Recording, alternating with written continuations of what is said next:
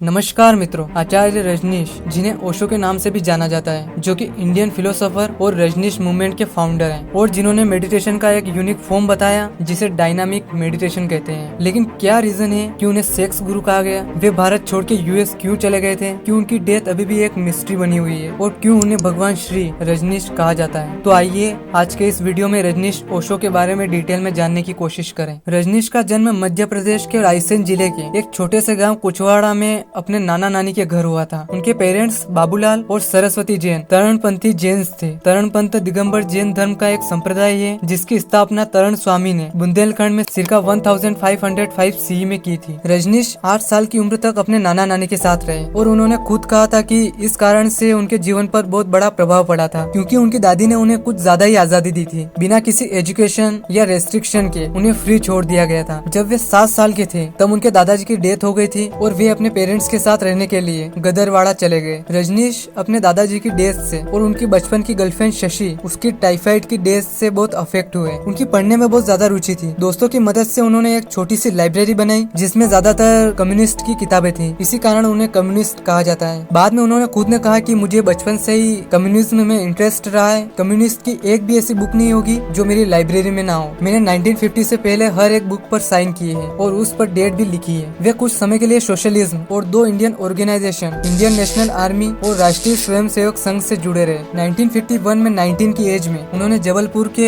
हितकर्णी college में पढ़ाई शुरू की, लेकिन एक इंस्ट्रक्टर से कॉन्फ्लिक्ट के बाद उनका ट्रांसफर DN जैन कॉलेज में हो गया, लेकिन वहाँ भी उन्हें केवल एग्जाम्स देने के लिए अलाउ किया जाता था। रजनीश ने बाद में कहा था कि 21 मार्च 1953 को जब वे 21 साल के थे तब एक पेड़ के नीचे बैठे हुए एक मिस्टिकल अनुभव से उन्हें स्पिरिचुअल एनलाइटन प्राप्त हुआ। 1955 में DN जैन कॉलेज से फिलोसॉफी में BA करने के बाद उन्होंने फिलोसॉफी में ही MA किया। वे तुरंत रायपुर संस्कृत कॉलेज में एक टीचर बन गए, लेकिन वाइस चांसलर ने उन्हें तुरंत ट्रांसफर लेने के लिए कहा क्योंकि उन्हें अपने स्टूडेंट्स की मोरालिटी, कैरेक्टर और रिलीजन के लिए खतरा लगा। 1958 से उन्होंने जबलपुर यूनिवर्सिटी में एक लेक्चरर के रूप में फिलोसॉफी पढ़ाई और 1960 में प्रोफेसर के रूप में प्रमोशन हो गया। उन्होंने आचार्य रजनीश के नाम से पूरे भारत को ट्रेवल किया और सोशलिज्म, गांधी और इंस्टीट्यूशनल रिलीजन्स को क्रिटिसाइज करते हुए कई लेक्चर्स दिए। उन्होंने ऑर्थोडॉक्स इंडियन रिलीजन्स को डेट और खोखले रिचुअल्स से भरे अपने फॉलोअर्स पर अत्याचार करने वाला बताया। इस तरह के स्टेटमेंट्स ने उन्हें कंट्रोवर्शियल बना दिया, लेकिन इससे उन्हें लॉयल फॉलोअर्स मिले जिसमें कई वेल्थी मर्चेंट्स और बिजनेसमैन थे। इन लोगों ने पैसों के बदले में स्पिरिचुअल डेवलपमेंट्स और अपनी लाइफ बदलने के बारे में उनसे राय मांगी। 1962 से उन्होंने 3 से 10 दिनों वाले मेडिटेशन कैंप्स को लीड करना शुरू किया। 1968 की एक लेक्चर सीरीज में, जो बाद में सेक्स टू सुपर कॉन्शियसनेस इस टाइटल के रूप में पब्लिश हुई, उन्होंने सेक्स की फ्री एक्सेप्टेंस के लिए हिंदू लीडर्स को बदनाम किया और इंडियन प्रेस में सेक्स गुरु के रूप में जाने गए। 1970 की शुरुआत में एक पब्लिक मेडिटेशन इवेंट में रजनीश ने पहली बार अपनी डायनामिक मेडिटेशन मेथड बताई। इस मेथड में बहुत तेज सांस लेना और म्यूजिक और डांस के साथ सेलिब्रेशन इन्वॉल्व है। 26 सितंबर 1970 को उन्होंने अपने डिसाइपल्स या नियो सन्यासीन्स के पहले ग्रुप को इनिशिएट किया। डिसाइपल बनना यानी एक नया नाम एज्यूम करना और एस्थेटिक हिंदू होली मैन की ट्रेडिशनल सेफ्रॉन ड्रेस पहनना और एक माला पहनना जिसमें उनकी पिक्चर्स के साथ लॉकेट पहनना था। फिर उन्होंने एक सेक्रेटरी को एक्वायर किया, लक्ष्मी थाकरशी कुरवा,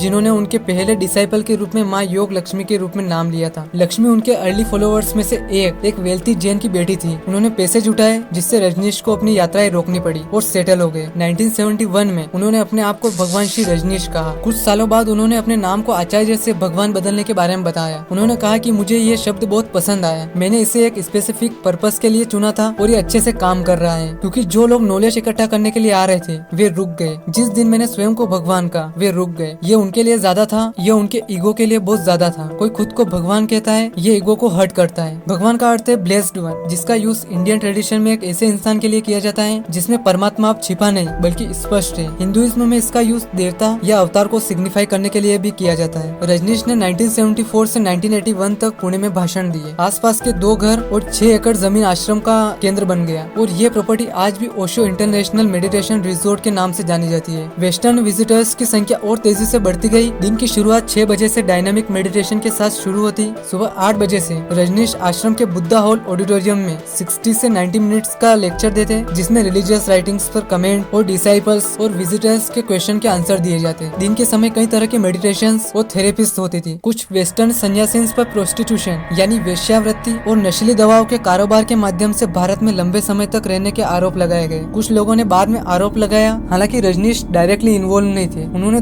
ग्रेजुएशन के समय उनके साथ ऐसे प्लान्स और एक्टिविटीज पर डिस्कशन की। 1981 तक रजनीश के आश्रम में 30,000 विजिटर्स पर ईयर आते थे। कई लोगों ने नोटिस किया कि 70s के एंड में रजनीश के लेक्चर्स देने की स्टाइल बदल गई है। इंटेलेक्चुअली कम फोकस थी और अब लोगों को एंटरटेन करने के लिए एथनिक या डर्टी जोक्स सुनाए जाते। 1981 में पुणे आश्रम के आसपास बढ़ती टेंशन को देखकर, साथ ही इसकी एक्टिविटीज को क्रिटिसिज्म और इंडियन अथॉरिटीज द्वारा दी गई धमकी, इन कारणों की वजह से उन्होंने सोचा कि अब आश्रम को यूएस में शिफ्ट किया जाए। 13 जून 1981 को शीला के पति जॉन शेल्फर ने ओरेगन में $5.75 मिलियन की प्रॉपर्टी खरीदने के लिए कॉन्ट्रैक्ट पर साइन किए और उस वक्त $1 की कीमत थी लगभग 8.5 रुपीज, यानी टोटल 48.8 मिलियन रुपीज ये उन्होंने उस वक्त दिए थे। कुल प्रॉपर्टी थी 64,229 एकड़ की, जिसे द बिग मडी रेंज कहा जाता था। इसका नाम बदलकर रेंचो रजनीश कर दिया गया और रजनीश 29 अगस्त को वहाँ चले गए। मई 1982 में रेंचो रजनीश के रेसिडेंट्स ने इसे रजनीशपुरम नाम रखने के लिए वोट किए। ओरेगन के गवर्नर विक एथिये ने 1982 में कहा कि उनके पड़ोसी उन्हें पसंद नहीं करते हैं, इसलिए उन्हें ओरेगन छोड़ देना चाहिए। उनका ज्यादातर टाइम एकांत में बीता और उन्होंने कुछ डिसाइपल्स के साथ डिस्कशंस की, जिनमें माँ आनंद शीला और उनके केयर टेकर गर्लफ्रेंड माँ योग विवेक थी। उनको रोल्स रॉयस कार्स का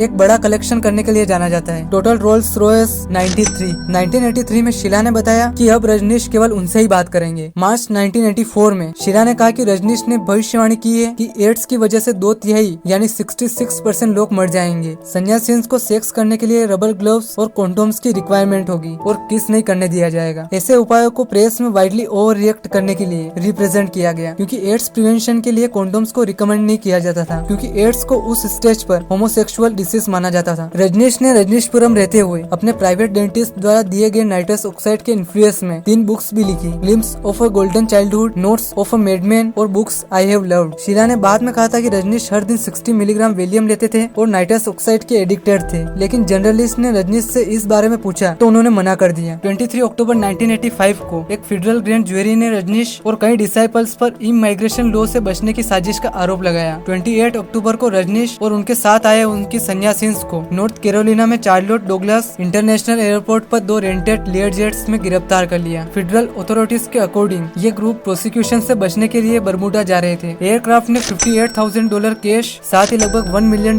की 35 वॉचेस और ब्रेसलेट थे। 8 नवंबर को पोर्टलैंड में यूएस डिस्ट्रिक्ट कोर्ट के जज एडवर्ड लिवी के सामने उन्होंने सभी 34 चार्जेस को दोषी नहीं होने का अनुरोध किया और बाद में $500,000 की जमानत पर रिहा कर दिया। उनके लॉयर्स ने यूएस अटॉर्नी के ऑफिस में एक समझौता किया। उसके तहत उन्हें 10 साल का सस्पेंड, 5 साल का प्रोबेशन और $400,000 का पेनल्टी फाइन किया गया और वे यूएस छोड़ने के लिए सहमत हो गए। यूएस अटॉर्नी की परमिशन के बिना कम से कम 5 साल तक वे वापस नहीं आ सकेंगे। यूएस से बाहर निकलने के बाद रजनीश भारत लौट आए और 17 नवंबर 1985 को दिल्ली पहुंचे। जनवरी 1987 में रजनीश पुणे के आश्रम में लौट आए, जहां वे रुक कर जिस दिन उनका स्वास्थ्य खराब होता था उस दिन को छोड़कर लेक्चर देते थे। नवंबर 1987 में रजनीश ने कहा कि उनकी हेल्थ इसलिए बिगड़ रही है क्योंकि जब वे यूएस में जेल में थे तब वहां उन्हें पॉइजन दिया जाता था, लेकिन इस बात का कोई ठोस सबूत पेश नहीं हुआ। दिसंबर के एंड में उन्होंने कहा कि वह भगवान श्री रजनीश कहलाना नहीं चाहते हैं। सितंबर में रजनीश को छोटा करके ओशो कर दिया गया। 58 की एज में रजनीश का 19 जनवरी 1990 को पुणे के आश्रम में डेथ हो गई। उनके एशेस को पुणे के आश्रम में लाओ त्सु हाउस में उनके बेडरूम में रखा गया। उनके एपिटेफ यानी शिलालेख में लिखा है, never born never died, only visited this planet earth between December 11, 1931 and January 19, 1990। The Quint के जनवरी 2019 के एक आर्टिकल में दावा किया गया है कि रजनीश की डेथ अभी भी एक मिस्ट्री बनी हुई है और कुछ क्वेश्चंस पूछे गए हैं, जैसे कि was Osho murdered for money, is his will fake, are foreigners looting India's treasure. उन्होंने Jainism, Hinduism, Hasidism, Tantrism, Taoism, Sikhism, Sufism, Christianity, Buddhism सहित मेजर स्पिरिचुअल ट्रेडिशंस, कई ईस्टर्न और वेस्टर्न मिस्टिक्स और उपनिषद और गुरु ग्रंथ साहिब जैसे पवित्र ग्रंथों पर बात की। आचार्य रजनीश के शुरुआती दिनों में एक बार एक संवाददाता ने उनसे 10 कमांडमेंट्स के बारे में पूछा। उन्होंने कहा था कि यह बहुत डिफिकल्ट मैटर है क्योंकि वे किसी भी तरह के कमांडमेंट्स के खिलाफ थे, लेकिन सिर्फ फन के लिए उन्होंने कुछ बातें बताई। पहली, never obey anyone's command unless it is coming from within you also, यानी कभी भी किसी की आज्ञा न माने जब तक कि वह आपके भीतर से न आ रही हो। दूसरी, there is no god other than life itself, यानी जीवन के अलावा कोई ईश्वर नहीं। तीसरा, truth is within you, do not search for it elsewhere, यानी सच तुम्हारे भीतर है, उसे कहीं और मत ढूंढो। चौथा, लव इज प्रेयर। पांचवा, to become a nothingness is the door to truth, nothingness itself is the means, the goal and attainment, यानी शून्य हो जाना सत्य का द्वार है, शून्यता ही साधन, लक्ष्य और प्राप्ति है। छठा, life is now and here. सातवां, लाइफ वेकफुली। आठवां, डू नॉट स्विम,